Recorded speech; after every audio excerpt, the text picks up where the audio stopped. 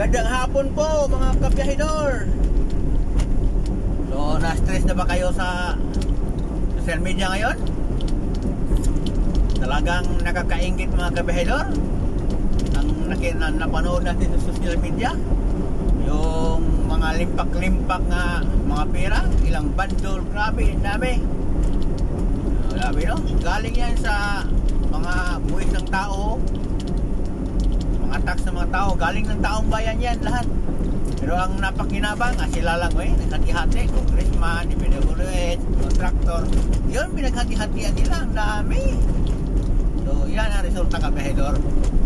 Pag bumoto tayo, nagpadala tayo ng barya nga binabayad sa boto natin, no?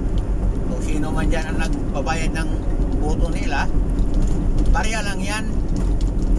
Kung hindi sana natin hinayaan nga iboto mga kurap na yan, di sana yung limpak-limpak na pera na yan na pakinabangan natin lahat, di ba? Kasi kung ginamit yan sa pagkontrol ng baha, kayang-kaya linisin lang yung lahat ng mga estero ng Manila dyan, mga ilog. Diba?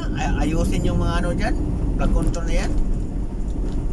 Kasi hindi kasi natrabaho dahil ang budget napunta lang sa kanila, diba? Tingnan mo, ang daming pera. Yan ang resulta mga kabiyahidor. Hindi kasi tayo marunong magboto ng mga taong matino. Kasi ang karamihan sa atin at titingnan yung pera, diba? Barya lang yan binigay ng politiko sa atin, barya, diba? Sa kanila, diba, tingnan mo, diba, limpak-limpak. Okay lang sana kung yung limpak-limpak na yan, kung mayroon tayong share dyan. Wala, sila lang talaga, contractor, DPWH, mga politiko, sila lang talaga nakatihati niyan. Samantala tayo, pagod tayo katatrabaho, wala tayong kahati. Tapos tayo pa napahamak sa mga kalukuhan nila, diba? Kaya ng baha. Tayo pa nagtiis ng baha. Samantala mayroon naman pira, ang dami naman pira pala para pang dyan sa baha na yan, para maiwasan ang baha. Kasi yung budget pinukurap kasi ng mga politiko. Kaya sabi ko lang mga kabiyahidor, kasunod na election, ayusin natin pagboto. Huwag natin iboto yung mga politiko nga grabe. Mas lalo na yung yung dalawang sikat na yun, si Martin Romualdez daw at saka si Saldico. Yan ang pinaka-punot dulo talaga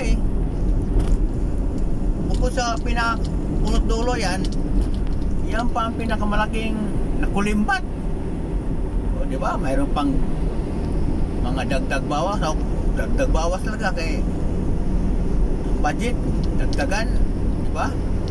Pagkatapos sa iba naman na politiko, yung mga matino, binawasan, diba? So, ang hayahay, ang talaga, mga buhaya dyan, hayahay ang buhaya napakahayahay ng buhaya. Sana tamaan kayo ng kidlat kayong lahat dyan ng mga kawatan.